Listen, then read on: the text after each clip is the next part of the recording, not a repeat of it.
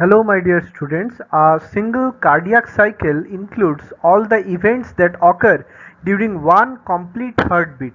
This means each cardiac cycle is made up of the systole, contraction and diastole, relaxation of both the atria and the ventricle. In every heartbeat, the atria and ventricle contract and relax in sequence, pushing the blood from areas of higher pressure to lower pressure. When a chamber contracts, the pressure inside it rises, helping force blood forward. Both ventricles pump the same volume of blood per beat, and this pattern says the same for each side of the heart.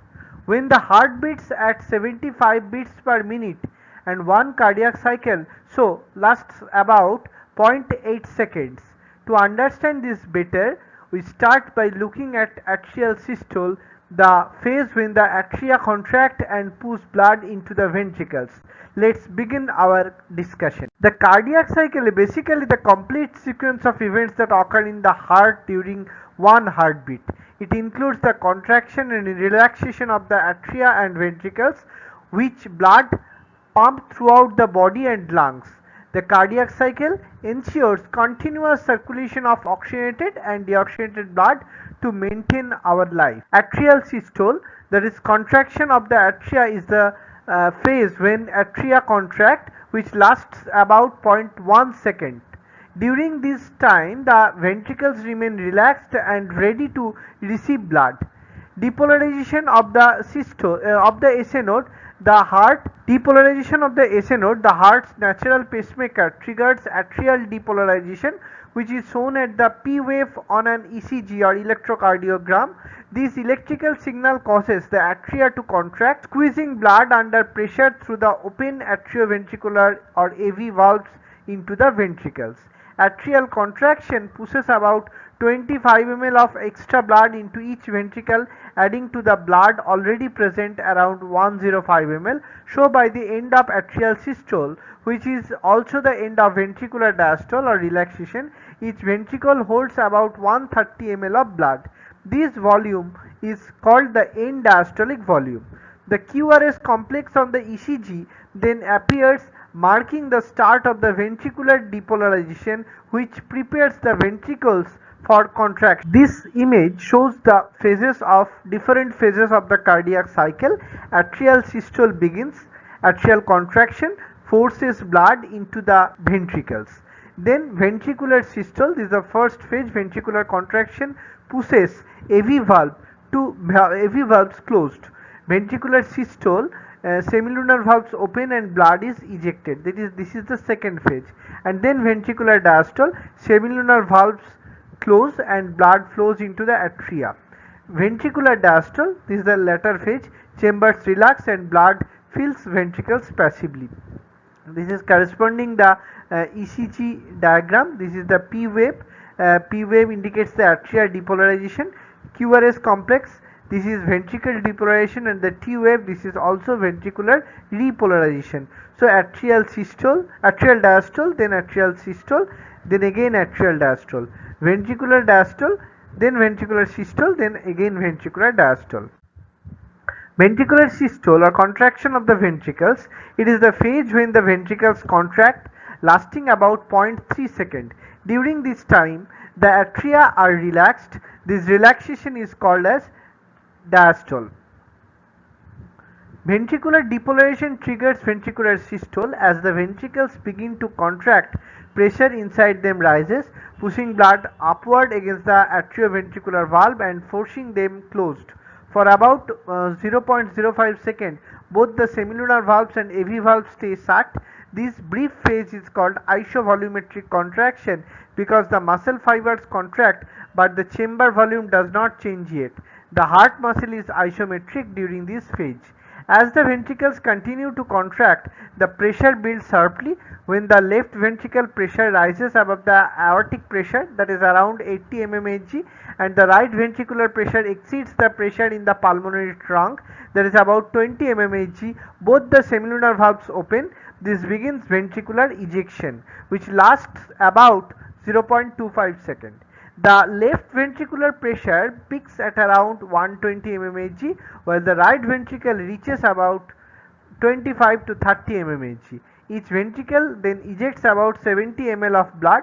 The left ventricle pumps blood into the aorta and the right ventricle pumps into the pulmonary trunk. About 60 ml of blood remains in each ventricle at the end of systole. This is the end systolic volume or ESV. The stroke volume SV minus the amount of blood pumped out per beat is called as SV, means stroke volume is the EDV minus ESV.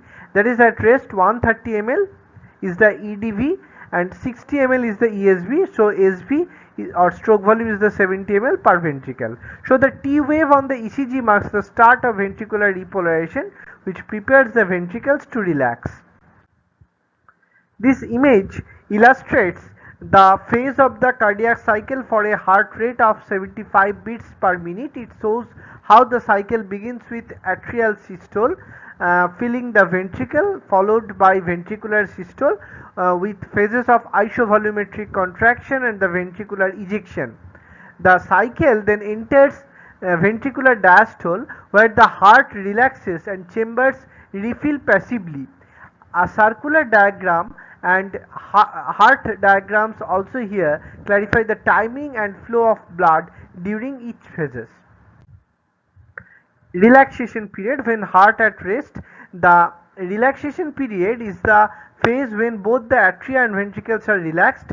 This period lasts about 0.4 seconds. As the heart rate increases, this relaxation phase gets shorter, while atrial and ventricular systole shorten only slightly.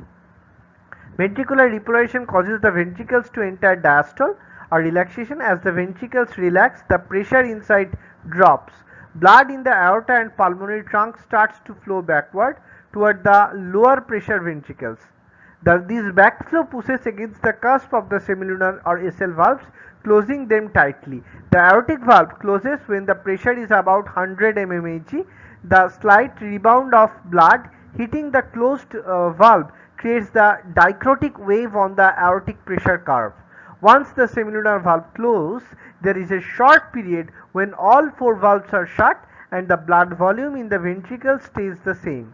This is called isovolumetric relaxation. As the ventricles keep relaxing, their pressure drops rapidly. When the ventricular pressure falls below atrial pressure, the AV valves open, allowing the ventricles to fill again. Most of this ventricular filling happens quickly, right after the AV valves open. Blood that has been collecting in the atria during ventricular systole rushes into the relaxed ventricles. By the end of the relaxation period, the ventricles are about 3/4 full. The P wave on the ECG appears again, marking the start of a new cardiac cycle. This is the complete cardiac cycle flowchart.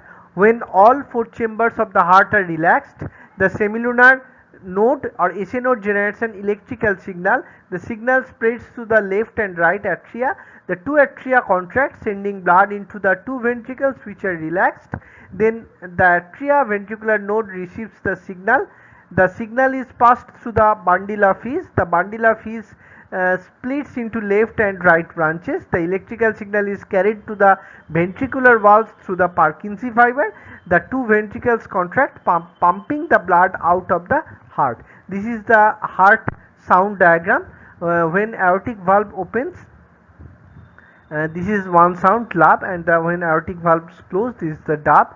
AV valves close, AV valve open. Heart sounds or auscultation. Auscultation means listening to the sounds inside the body, usually with a stethoscope. The familiar heartbeat sound mainly comes from the turbulence of blood when the heart valves close. When blood flows smoothly, it makes no sound, just like a calm river is silent. While rapids and waterfalls are noisy, during each cardiac cycle the heart produces four sounds, but only the first two, S1 and S2, are normally loud enough to hear with a stethoscope. First heart sound, it sounds like a lab, louder and longer than the heart sound. Second sound, it caused by the closure of the AV valves when ventricular systole starts. Second heart sound or S2, it sounds like a dub, shorter and softer than the first sound. It is caused by the closure of the semilunar valves at the start of the ventricular diastole. Although H1 and H2 are caused by valve closure, they are best heard in spots on the chest that are slightly different from where the valves are located. This is because the sound travels with the blood flow away from the valve area. The third heart sound is usually too soft to hear. It happens due to blood turbulence during rapid ventricular filling. The fourth sound, or S4, is also very faint and occurs during atrial systole as blood moves into the ventricles. I hope this class helped you understand how the mammalian heart works, how its chambers receive and pump blood, how the valves make sure blood flows in just one direction, and how the heartbeat keeps your whole body alive and action. From tiny atria to strong ventricle and smart valves, each part works perfectly together. If you found this step-by-step explanation helpful, don't forget to like, share and subscribe for more clear and easy lessons. Keep learning, keep exploring. See you in the next class. Thank you.